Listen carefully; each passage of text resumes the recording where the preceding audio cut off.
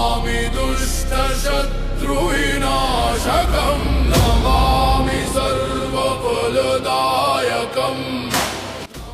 क्या आप जानते हैं, महाभारत के युद्ध के समय में एक ऐसा योद्धा था जो सिर्फ 3 बाणों से ही पूरे महाभारत का युद्ध समाप्त कर सकता था। वह महान योद्धा ना तो अर्जुन था, पितामह भीष्म, ना ही मध्यकालीन महाभारत के युग से आरंभ होती है, जहां एक महान योद्धा ने अपने वचन के लिए स्वयं का शीश दान कर दिया और बाद में वह श्री श्याम बाबा के नाम से विख्यात हुए।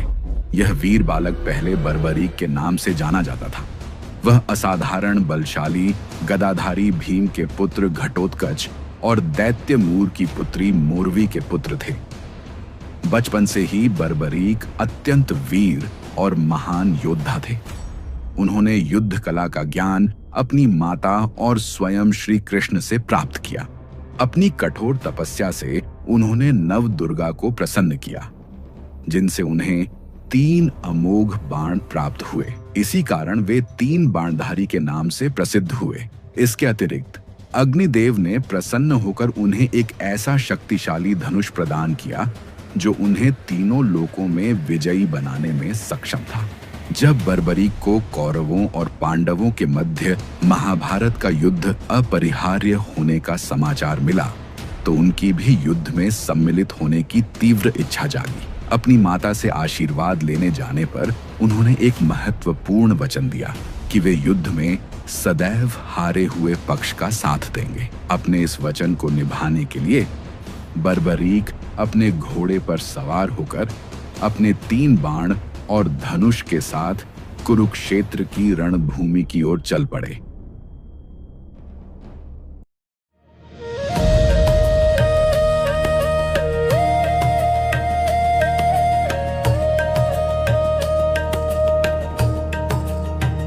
रणभूमि की ओर जाते समय सर्वव्यापी श्री कृष्ण ने ब्राह्मण भेष धारण कर बर्बरीक के बारे में जानने के लिए उन्हें रोका और यह जानकर उनकी हंसी उड़ाई कि वह मात्र 3 बाण से युद्ध में सम्मिलित होने आया है। ऐसा सुनकर बर्बरीक ने उत्तर दिया कि मात्र 1 बाण शत्रु सेना को परास्त करने के लिए पर्याप्त है और ऐसा करने के बाद बाण वापस टूनीर में ही आएगा। यदि तीनों बाणों को प्रयोग में लिया गया तो पूरे ब्रह्मांड का विनाश हो जाएगा। यह जानकर भगवान कृष्ण ने उन्हें चुनौती दी कि इस वृक्ष के सभी पत्तों को वेध कर दिखलाओ। वे दोनों पीपल के वृक्ष के नीचे खड़े थे। बर्बरीक ने चुनौती स्वीकार की और अपने तूणीर से एक बाण निकाला और ईश्वर को स्मरण कर बाण पेड़ के पत्तों की ओर चलाया। बाण ने क्षण भर में पेड़ के सभी पत्तों को वेध दिया और श्री कृष्ण के पैर के इर्द गिर्द चक्कर लगाने लगा, क्योंकि एक पत्ता उन्होंने अपने पैर के नीचे छुपा लिया था।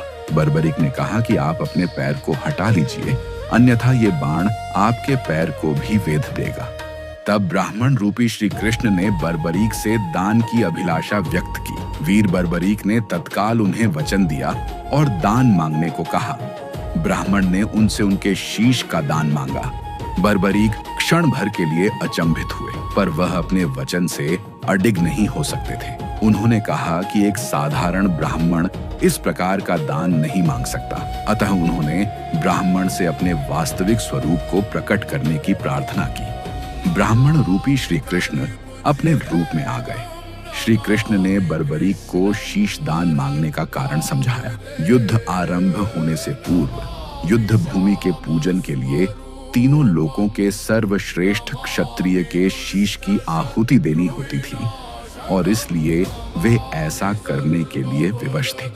बर्बरीक ने उनकी बात स्वीकार की और उनसे अंत तक युद्ध देखने की प्रार्थना की। श्री कृष्ण ने उनकी यह इच्छा स्वीकार कर ली। इस महान बलिदान से प्रसन्न होकर श्री कृष्ण ने बर्बरीक को युद्ध में सर्वश्रेष्ठ वीर की उपाधि से अलंकृत किया। उनका शीश युद्ध भूमि के समीप ही एक पहाड़ी पर स्थापित किया गया, जहां से बर्बरीक संपूर्ण युद्ध का जायजा ले सकते थे। फाल्गुन माह की द्वादशी को उन्होंने यह दान दिया। इस प्रकार वे शीश के दानी कहलाए।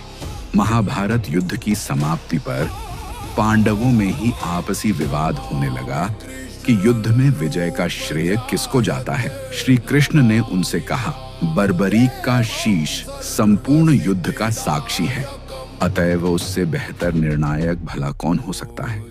सभी इस बात से सहमत हो गए और पहाड़ी की ओर चल पड़े। वहां पहुंचकर बर्बरीक के शीश ने उत्तर दिया कि श्री कृष्ण ही युद्ध में विजय प्राप्त कराने में सबसे महान पात्र हैं।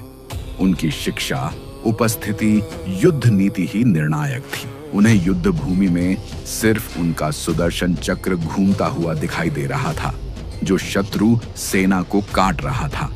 महाकाली कृष्ण के आदेश पर शत्रु सेना के रक्त से भरे प्यालों का सेवन कर रही थी। श्री कृष्ण वीर बर्बरीक के महान बलिदान से काफी प्रसन्न हुए और वरदान दिया कि कलयुग में तुम श्याम नाम से जाने जाओगे, क्योंकि उस युग में हारे हुए का साथ देने वाला ही श्याम नाम धारण करने में समर्थ है।